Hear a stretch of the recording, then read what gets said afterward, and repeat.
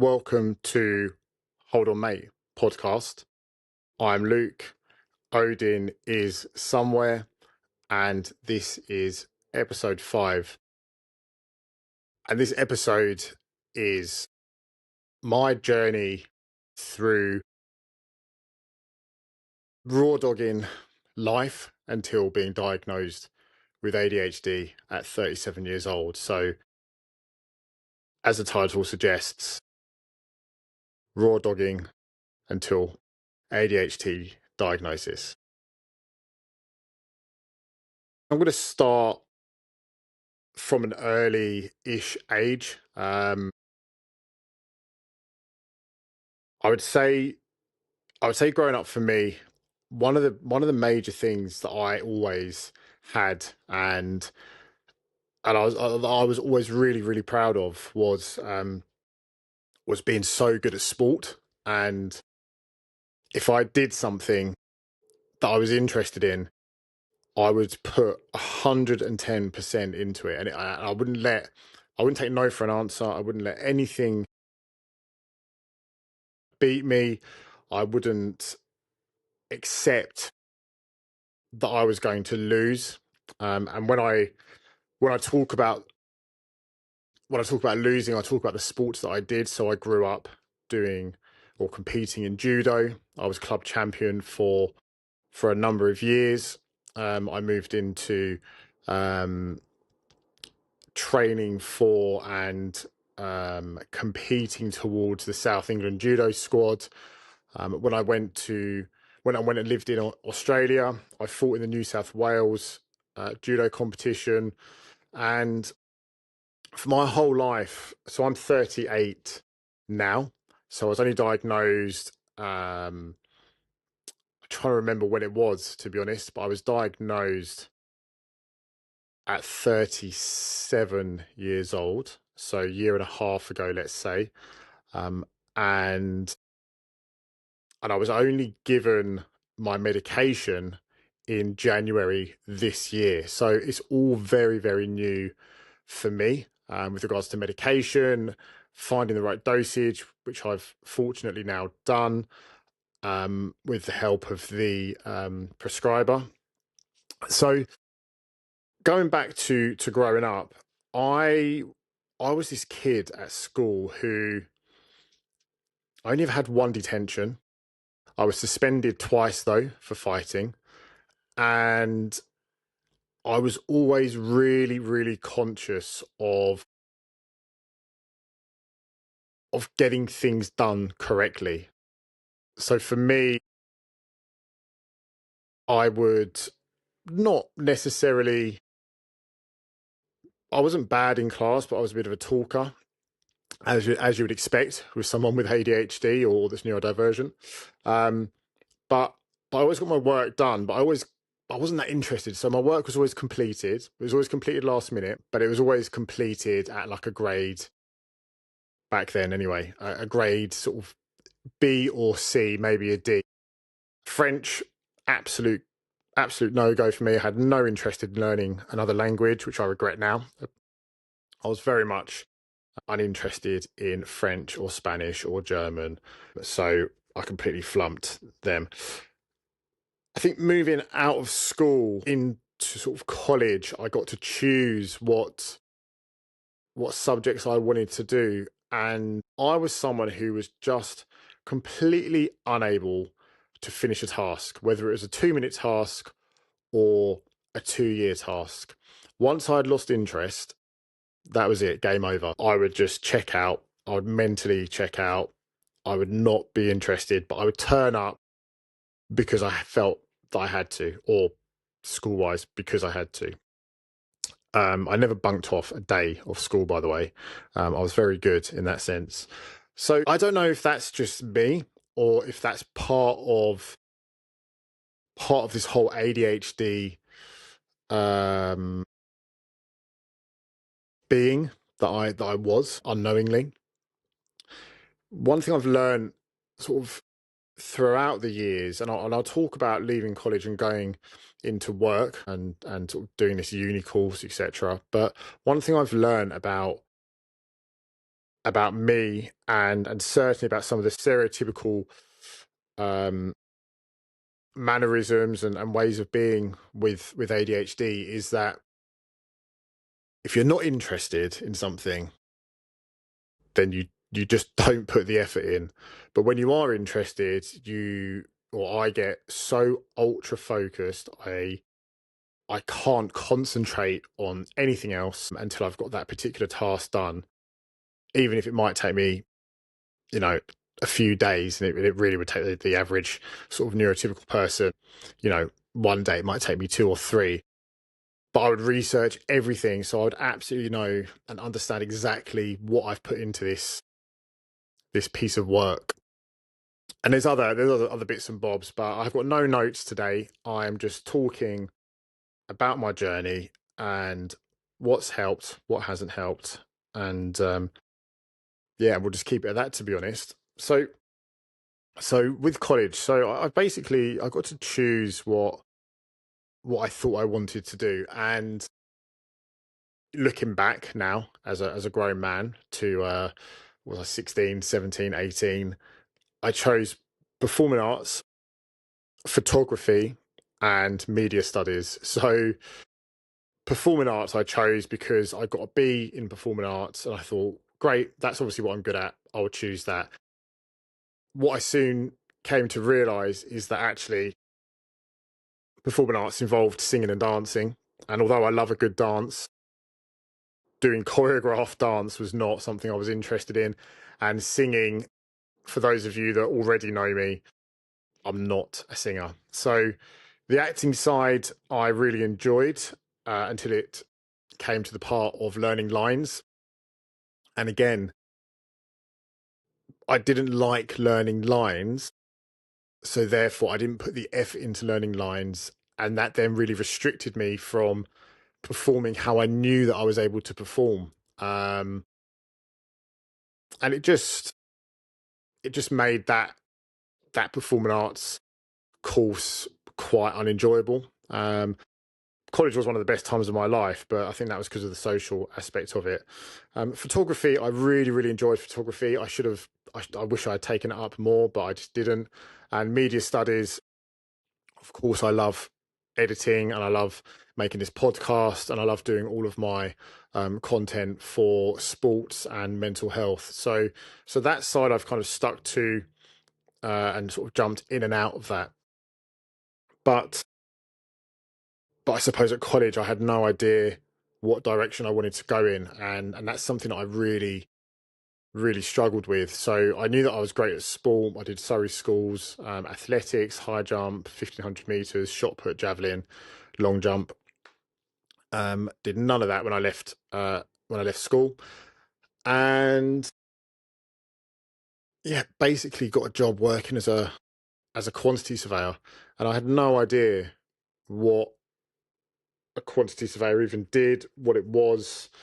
I thought construction was just full of builders. I never understood the whole organogram of a project, and you have a client, or you have an end user, then you have the client, and you have the architect and the consultants and all that kind of stuff, and then down to the builders, and then the electrical and the mechanical, blah blah blah. So I never understood all that, but I fell into that job thanks to my mum giving me that job, and I quite enjoyed it because it allowed me to be on site and walk around and not be stuck in front of a computer too often. I got made redundant eventually from working as a quantity surveyor, and I was still very junior. And then I decided I wanted to go and do this special constable thing in the Metropolitan Police, which again was an absolute joke. Um, so I did that. It was almost like a dopamine rush being able to go to Hendon and do the training, but the actual job itself, it was just never built for me. So again, I love that training aspect, but once the training had finished, the enjoyment had finished, and then I lost interest. So it's this reoccurring situation that always pops up for me, and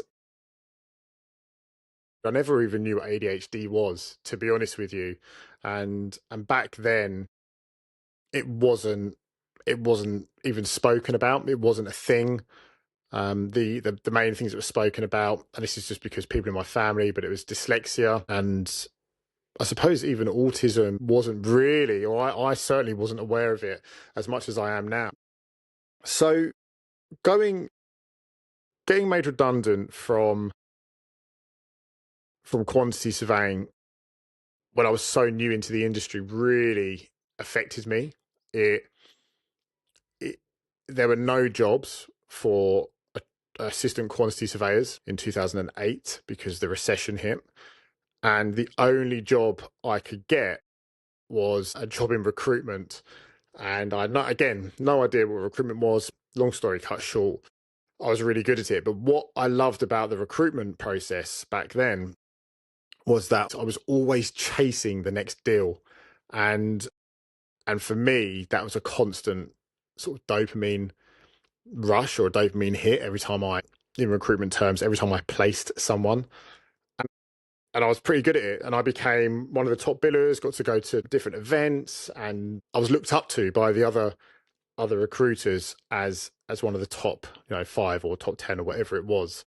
So for me, that gave me purpose, and it made me feel noticed, and it made me feel like I was in the A team, and all of those things gave me a dopamine hit and allowed me to carry on doing what I was doing in that job because I was constantly getting that feel good factor, which I still love to this day. I don't understand anyone who says they don't enjoy being made to feel good about themselves. I think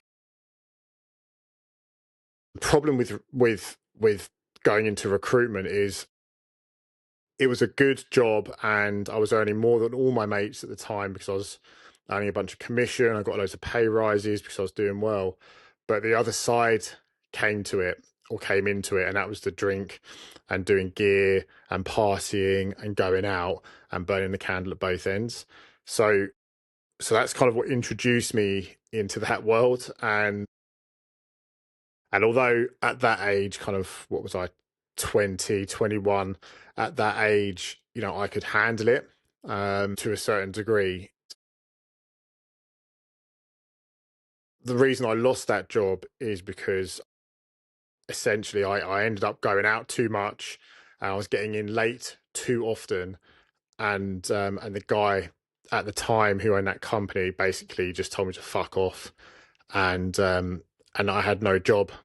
So so although that dopamine hit, and this is where the impulsive side comes in, and not caring about the consequences, which is another sort of bad negative part to my journey. One thing that always helped me, and one thing that I've always gone back to when I started to become aware this burning the candle at both ends situation I used to get myself into. Um, the one thing for me was sport, or exercise, should I say. So, fast forwarding a little bit, I lived in New Zealand for 3 or so years, and I was super fit and healthy there. I drank there, but I didn't drink excessively. I don't know what it was. Maybe it's different because it was a different country. The people I was hanging around with, we partied and we had loads of fun, but there were no drugs involved. Um, we drank, but we always drank out. There was never kind of major drinking at home or on your own type of thing. And fast forward, I came back to the UK after New Zealand, and I instantly fell straight back into that lifestyle of go to work, go to the pub after work, get on it after work, and just feel shit throughout the whole week because you're just constantly hungover, constantly tired, constantly irritable, moody. You're eating shit food because you need all the grease and the sugars and all of that kind of stuff, and just basically just being really unhealthy.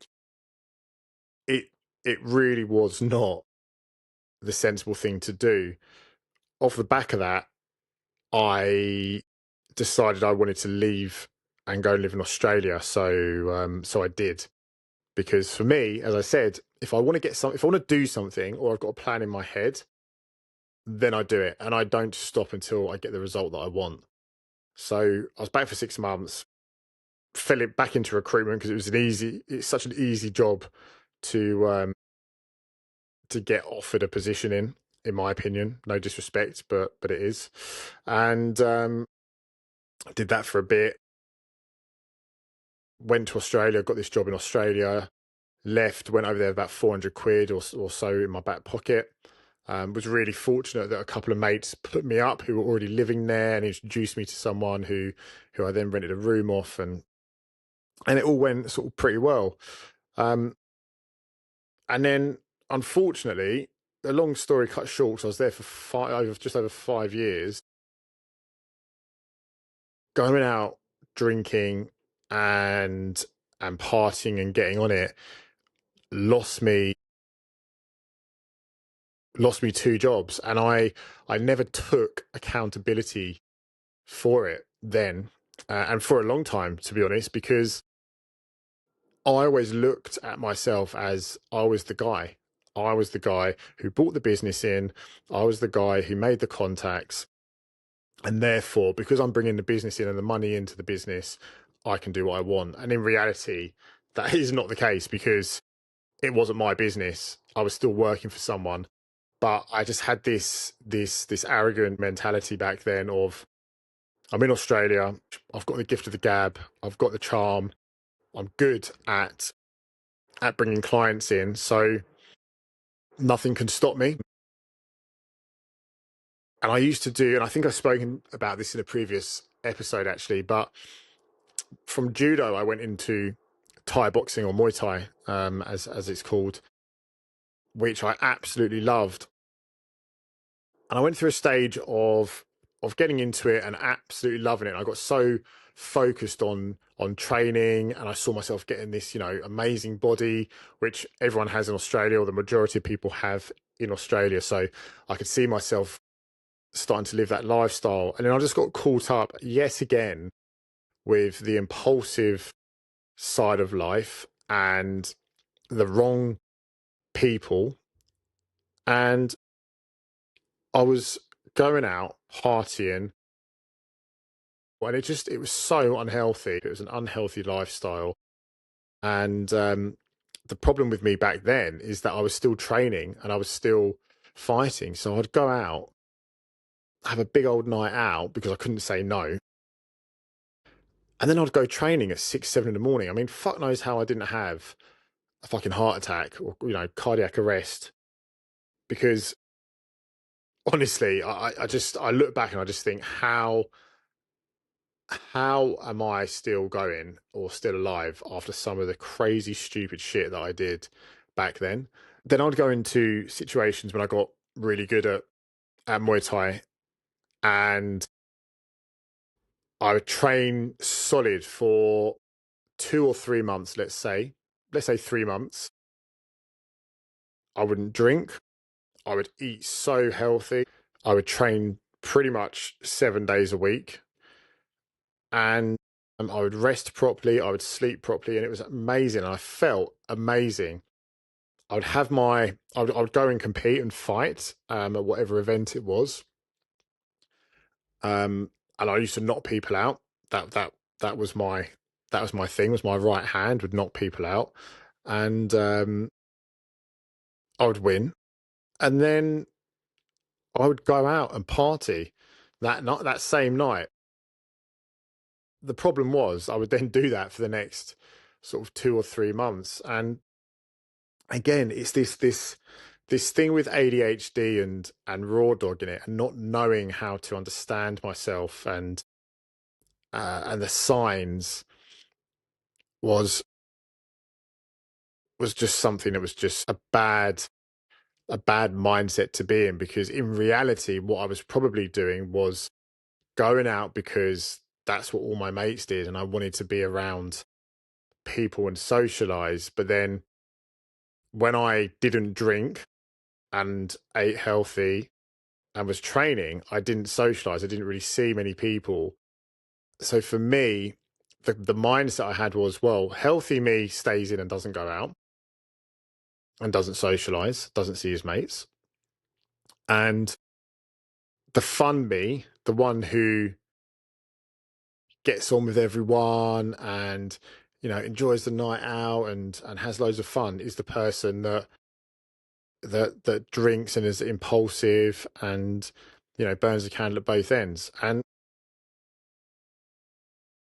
I think realistically, to where I'm at now, I'm way much more fun not drinking, because, well, not only am I more mature now, but I know what I'm saying, I know who I'm saying it to, I know who I do and don't want to talk to. I can read people like books, and I can read a room very, very well. And if there's someone that just doesn't take my fancy, I don't waste my energy on them. And I love that. I love that I can pick people out and analyze who I do and don't want to talk to, because I'm not drinking, I'm not making impulsive decisions, I'm taking a step back, and I'm just having a thought process before having a knee-jerk reaction to everything and trying to be loud and trying to be the center of attention. I think one of the hardest things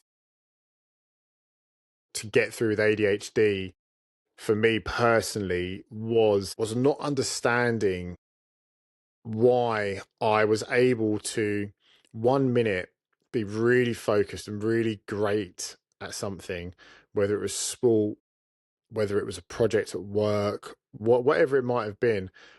I just didn't understand how I was so great at one thing, but I was so bad at picking my clothes up off the floor, or I would put a wash on and those wet clothes would stay in the washing machine for 3 days, 4 days, a week, because I just didn't have that ability to go and hang the washing out. It's like the simple tasks I just could not do.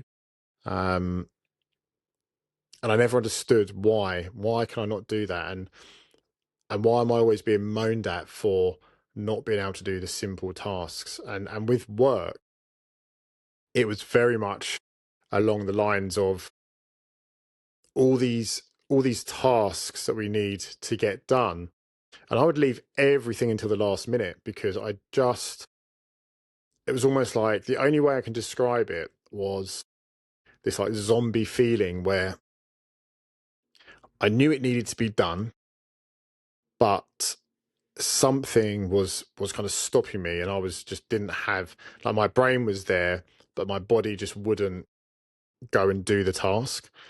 And for me, you know, just achieving something like putting the washing out or emptying the dishwasher was such a massive thing for me.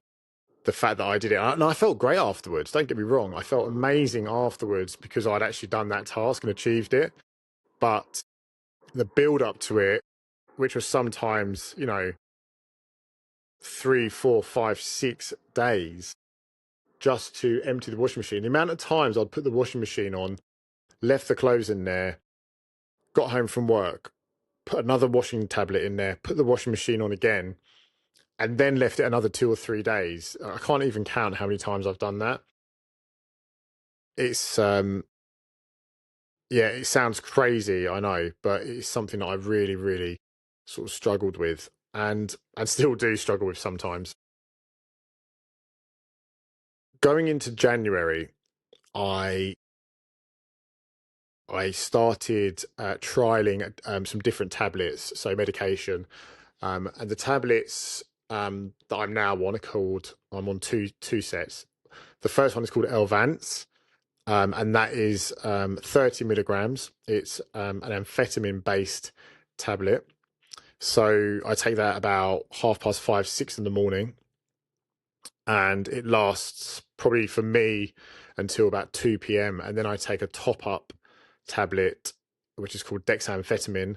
And depending on my day and how busy it is and how much I've got to do, I'll take 5 milligrams or I'll take 10 milligrams. So they come in 5 milligram tablets. But one thing I've learned actually just this weekend gone, I didn't take any medication at all on Sunday, and I was in such a different mood. So for me, these tablets definitely suppress me a bit, and I'm not as full on and chaotic as I can be, which is great for work. It allows me to have all this chaos in my head, but it allows me to structure it. That's how I would describe it. So the chaos is still there, but I now have a plan. I have a plan on how I'm going to complete all of this chaos. But on the weekends, one thing I love is a nap. And on the weekends, I've been taking the tablets because I'm too scared to not take them now, because I feel like if I don't take them, am I going to go back to someone who people that I'm close to, i.e., Chloe, am I going to be someone that she may not like, or she may think I'm too different without taking the medication? And it was really interesting because I didn't take the medication over the past weekend, and the comment Chloe made to me was that she's never seen me so carefree and just smiley and happy and go with the flow, which was really weird because I always thought about myself being like that, being carefree, as unlikable.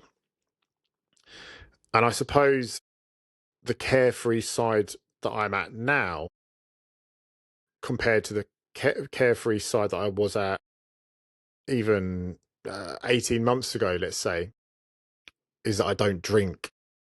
So the carefree me now is like that I can have a laugh and I can have a joke, and I don't need alcohol or extracurricular in order to be that person that I thought was the likable person. And I think it's really, really interesting because so many people that I've met throughout my life have said, you know, you're such an extrovert and you're so outgoing, and all these things which people think are compliments, but actually that's not the case. I have a button up here that I can switch on and switch off, so I can be outgoing and I can be very chatty and I can create conversation. But also, what people don't see is that my brain goes a million miles an hour. It does not switch off. And if I'm at home, I'm probably having a nap because I'm mentally shattered. It's something that I really struggle with, and there's been times where it's completely overwhelmed me because you feel like you're putting this show on constantly to try and, you know, not come across as aggressive when something pisses you off. Um, if you're feeling irritable, which is very easy for me, if I'm feeling irritable or something's irritating me, it is a huge task to not kick off and not say something, especially if it's a stranger. Although sometimes I still do. But I think I think if there's one thing I've learned in the past, since January, since starting these tablets, if there's one thing I've learned, it's exercise and ADHD go so well together. And I say that because when you do an endurance sport like a triathlon, like a marathon, even a high rocks or that kind of functional fitness race, the build up or the training for these types of events are so full on and so focused that you don't have a choice but to be in a healthy mindset and live a healthy lifestyle. And getting up and having an early morning, going for a walk, getting that fresh air, enjoying the exercise with other people in the community that you train with is such a boost for your confidence, knowing that normally you would train on your own, or you would just do your own thing because you didn't want to be yourself around people, but actually being yourself and being so focused and so healthy, and surrounding yourself with people that are living a similar lifestyle, just makes those days so much easier. I want to just say to anyone who's listening or watching that if you if you are going through something, especially if you're going through a situation where you are going through an assessment at the moment because normally you don't believe you have ADHD. Someone probably tells you. So for me, it was my mum who has said it for a long time. So I got assessed, and lo and behold, here we are. But if you're going through that journey at the moment, it's not it's not a burden. It's not something that is a negative at all. The amount of performance that we are able to give, and the achievements that we are able to get and to have by being this way inclined with how our minds work is actually quite incredible. Not just for sport, but also for work as well. Being able to have that focus on getting a project finished is such a great way of working, and having ADHD and having that ultra focus just means that you're going to be so on it, and you're going to remember all the conversations and the drawings and all that kind of stuff. So, that's how it relates to me as a project manager in construction. But there's so many other job roles out there that this amazing superpower, this asset would work with. And then with sport again, don't let anyone tell you you can't do it, because if you put in the focus and you put in the hours and you train like you're always in a competition, then you're probably training harder than everyone else in that room. And I love that. Everything's a competition, but it's a competition with yourself, not with anyone else. So I think that's it from me today. It was a personal one. It was about me. It was about my journey. It's about trying to get through life with not knowing I had ADHD, but knowing that something was different about me. And then it was about establishing myself once I was diagnosed, and starting medication, which has been a great help. But also remembering who you are, and not to let it change you. Still be yourself. Don't let anyone change you for being you. And if you've got this far, you've done pretty fucking well. So just keep going, keep pushing, and just know that there's so many people out there who wish they had the ability to be as focused as you are. So my question that I always ask: what has helped you hold on in the past week? For me, I took a massive step back with training as much as I was training, and sleeping more and resting more. And that actually helped me hold on in the past week, because I was starting to feel the burnout, and it just wasn't healthy. It was affecting me. So listening to my body, taking my own advice, that's what's helped me hold on this week. I'd love to know what's helped you hold on in the past week.